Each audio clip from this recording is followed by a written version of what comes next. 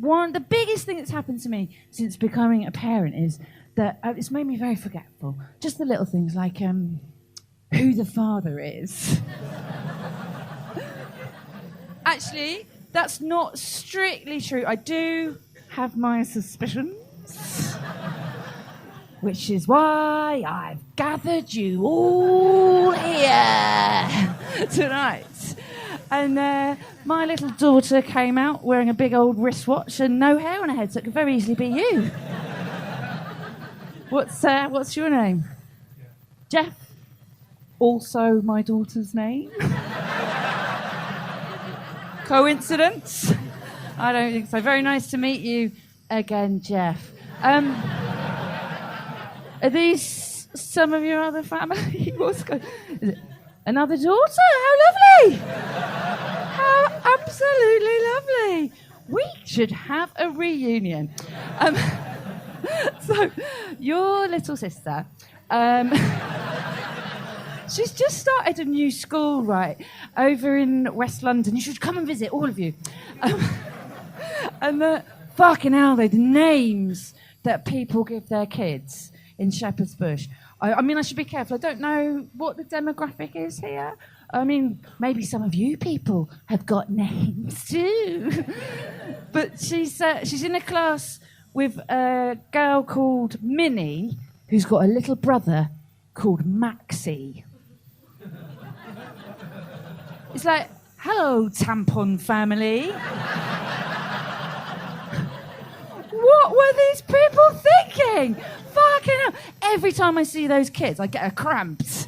It's nuts. It's nuts. And she sits next to a boy called Oberon.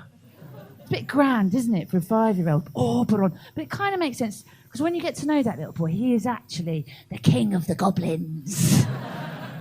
But the worst one is Mimosa. Yeah? That's child abuse, right? Mimosa. How drunk do you have to be to name a child after a breakfast cocktail? I mean, it's Prosecco and fruit juice, isn't it? Which coincidentally are the names of the twins in year 2. Poor little fruit juice, he never gets picked for the football team. Oh, but you know, the kids have got such crazy names. All of them have got these wacky names. So it's very difficult to figure out which ones to bully. I know that's not really my remit, but I do try to, guide my daughter in what's right and wrong, in the absence of a father figure. So, but when she was a baby, I had a whole list of crazy names, but I resisted because I didn't want her to get picked on. Of course I wanted to call her Bombay Sapphire. Of course I did! But I held back. And it's backfired, though, because she's now surrounded by children called Tarpaulin and Frangipani. And she's the odd one out, because I picked for her the most boring, run-of-the-mill name that I could think of. And you should see the looks that I get when I introduce her. I say, this is my daughter, Jeff.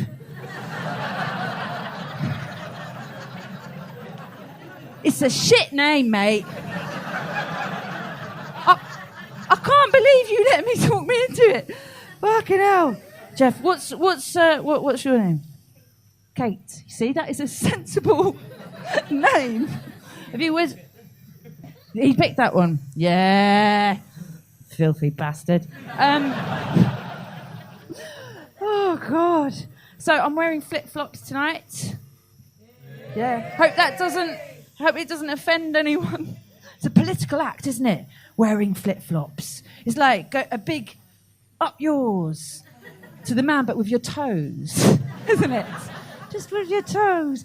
I don't like my feet to be contained, because I think my feet are probably the most expressive part of my body. They're certainly the dirtiest, if you remember. But the good thing about your old, the flip-flops, right? You can always retrieve a drink, can't you? A spilt drink with flip-flops, because it's still, even post-Brexit, considered all right, acceptable, to lick gin off your own foot flesh, isn't it? But somehow it's still frowned upon to suck it out of a sock. So, oh dear. Ooh. You're a nice young lady, would you call yourself a feminist? You would, but you have to pause first in case somebody hurts you, don't you? People are very scared of using this terminology, so sometimes I try and soften it and I just say, I'm a terrorist. And people seem to find that less threatening. You could try that. But don't worry, I don't give a shit about feminism. I only care about myself. And to a lesser extent, my daughter.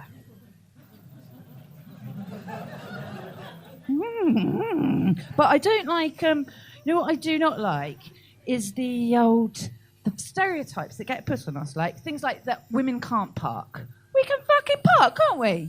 Yeah. Yes, we can park. When can we park? Earlier. Obviously I can fucking park. Otherwise, I'd still be in my car now, wouldn't I?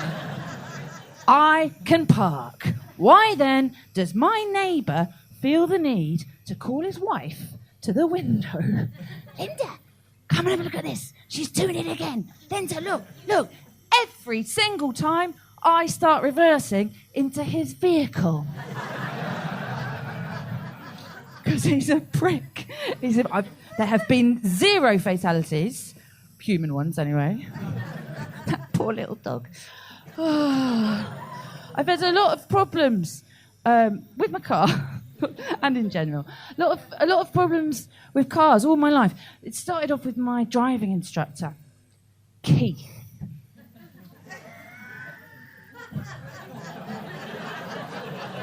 Yeah, I think you've met him. Yeah. What a can of dicks that man was, man. Jesus, do you know what? He used to smoke cigars in the car and he wouldn't let me open the window. Now, this tells you how long ago that was. I mean, it's a design classic, isn't it? The old J-Reg Nissan Micra. But it was like the car was full of smoke. It was like hotboxing with a man 3 times my age. I wouldn't do that now. Although, do you know what? If I could find an 111-year-old who was up for it, I probably would, because I've never seen a man die. Oh. And he used to, he's smoking his cigars, he used to take his shoes off in the car, right? And his feet would just get everywhere. And the stench of the socks and the smoke, you know, it was like yellow fingers, white socks. That would have been his Native American name. Should he have ever needed one? Running engine. But do you know that phrase? When... Oh, what the fuck is the phrase? I don't seem to know the phrase either. Those who can, teach. And those who can't... No, that's wrong, isn't it? Those who can, do. And those who can't, teach. Right, have you heard of that? But it can't be true for driving instructors, can it? I mean, the very basic requirement is that they know how to drive. Surely. But why then do they sit on the passenger side? Lazy, that's why. I just think that some of them seem to be using it as a way to get paid for running errands. Do you know what I mean? Because I remember, like, about 4 lessons in, we were cruising down the high street, about 7 miles an hour. I felt like Lewis Hamilton, a princess. You know, it was like 0 to 12 in 60 minutes with Keith. And he goes, pull over. And I was like, pull over? I don't know pull over. I know straight on. And I know, no! Not like that! That's roundabouts. Lesson 3. He goes, pull over outside this chemist. I need to top up my angina medicine. I was like, fuck off, Keith. Thanks for telling me. Do you know what I mean? If you have a heart attack, don't expect me to get you safely to the hospital. Because I am well over the limit. You know. I was 17 years old. It was the 1990s. We were all off our faces on Acid House. So he never fucking... He left me. He got out as best he could without his Zimmer. But he left the keys in the ignition. I could have just driven off on my own, you know, if he'd ever fucking taught me anything. But he never taught me the manoeuvres. The day before the lesson, I was like, Keith, please, will you just teach me how to reverse round a corner? Little did I know how useful that manoeuvre was going to come in later on. But he fucking turned on me. He started, like, jabbing his cigar at me, and he went, "Don't you tell me my job, you cunt." And it was scary, but at the same time it was kind of reassuring because it showed that he understood it was a job, you know, and I wasn't just his unpaid carer. Anyway, so in the end, miraculously, I passed. Yeah, 10 years later. With BSM, they're a very good company. And I think there's just one thing that I'd like us all to learn from this, and that is, don't learn to drive with your dad. That's my advice to you, Katie. Have you, give us a cheer if you smoke. See, you can't cheer properly because your lungs are fucked. If you want to give up, here's my tip, because it's a habit.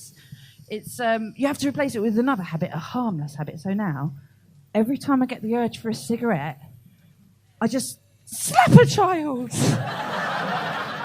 instead. And I actually get more pleasure from that, with none of the guilt. The hardest time is in the evening, though, isn't it? Because you have to wake them up out of their little beds. But I'm down to 10 a day now. So that's good. Just have to remember to stop stubbing them out with my feet, though. Well, I hope I haven't been too negative about parenthood, because it's a wonderful thing, isn't it, Jeff? How many more are there? I remember the first time I saw my little daughter's face. I looked at her and I thought, you are the nicest person who's ever been inside me. Sad, really. Sad, really, isn't it? Of course, that could all change tonight.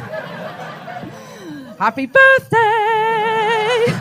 Thank you very much. You've been absolutely lovely. My name's Caroline Mabey. Good night.